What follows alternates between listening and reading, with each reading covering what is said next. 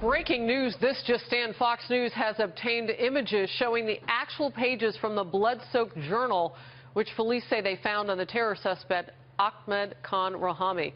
Let's go back to Chief Intelligence Correspondent Catherine Herridge live in Washington. And Catherine, as we're talking about this, I'm going to pull up the images on our big area television right now. And this is exactly what you're talking about. You can see the area where there was a bullet, okay, and a hole that went through this journal. What stands out about what you've been able to read, Catherine?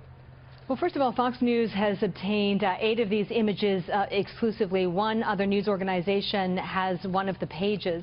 What stands out to me is that you can see that Rahami was completely amped up on this jihadi propaganda, that he was knee-deep in this radical message. He clearly had leanings toward al-Qaeda. He writes about Osama bin Laden.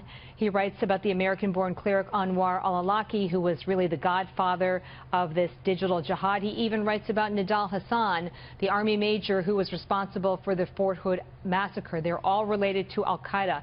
But what's really worth noting here is that there's also a reference to Adnani. He is a very senior figure within ISIS, and it seems more than a bit odd that there's absolutely no reference in the indictment that was released last night with the federal charges, that they mention all of these other terrorist groups, but there's simply no mention of ISIS. So we are definitely going to follow that up, Fox News, with the U.S. Attorney as well as the Justice Department here. I want to go back to these images. So the one I have on my screen right now, and some of these pages may look similar, but the wording is very different.